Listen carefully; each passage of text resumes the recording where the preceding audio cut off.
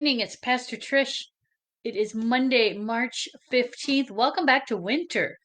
Um, but we know that spring is hiding underneath that pile of snow we got today. So it will all be good. And as I had told you last week on Thursday, welcome to our first year anniversary of when we started doing these devotions. And so we'll keep them up here for a little while. I think we'll finish our way through the book of Psalms and then see what the world is like at that point. But it has been 1 year since we started gathering together, did a variety of things at the beginning, but since last November or so, no, before that, I've lost track. We've been doing Psalms for quite a while, as you know. Thank you for joining me here a couple of times a week. Tonight we are on Psalm 114. You'll remember we started doing some songs last week that are always used annually at Passover celebrations um, that our Jewish brothers and sisters celebrate every year. And Passover is coming up the end of the month. I think I heard this today, maybe March 27th or so, but at the end of the month, they will once again be celebrating Passover. And Psalm 113 and then tonight Psalm 114. Both of these Psalms are recited or prayed during the Passover celebration right before the meal is eaten. If you know anything about the Passover celebration, you know that the story of the Exodus is told, retold, and celebrated and honored. And the night often revolves around a number of questions. And the youngest person in the group is always the one who gets to ask the questions. And so sometimes the questions are, why is this night different from all other nights? Why on all other nights do we eat leavened bread or matzah, but on this night only the matzah? Why on all other nights do we not dip herbs at all, but on this night we dip them? Those kinds of things. And so they ask the questions and then it leads into the story.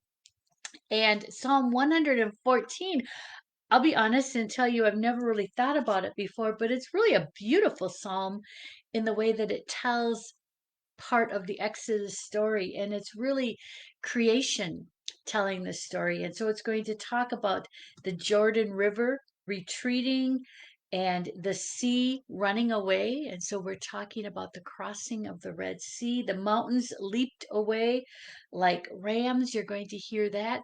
The biblical scholars will tell you that might be Mount Sinai and everything that happened there as Moses went and met with God on top of the mountain, and it would shake and thunder and lightning and those kinds of things, and then other hills too. And it's believed that they could be referencing the hills of the area in Syria, where Israel Palestine area where the Israelites would have first had their settlements when they had moved out of Egypt into the wilderness and into the promised land.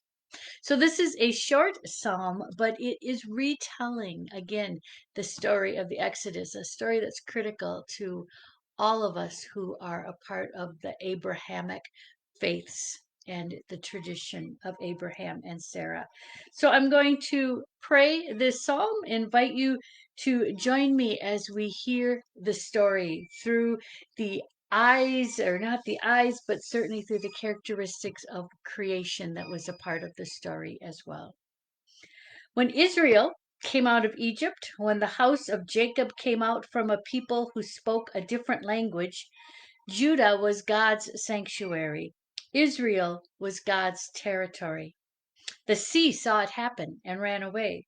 The Jordan River retreated. The mountains leaped away like rams, and the hills leaped away like lambs. Sea, why did you run away? Jordan, why did you retreat? Mountains, why did you leap away like rams? Hills, why did you leap away like lambs? Earth, tremble before the Lord. Tremble before the God of Jacob, the one who turned that rock into a pool of water, that flint stone into a spring of water. And the flint stone, too, the reminder of God bringing water forth for the Israelites from the rock itself. And so, just the imagery of the things that were happening during the time of the Exodus and the time in the wilderness. Important for Jewish people, important for us as well, as we too remember how God continues to protect us, lead us out of danger into safety and sanctuary as well. May you stay safe and protected by God this evening and in the days to come and forever. Thanks for joining me, and we'll see you again on Thursday.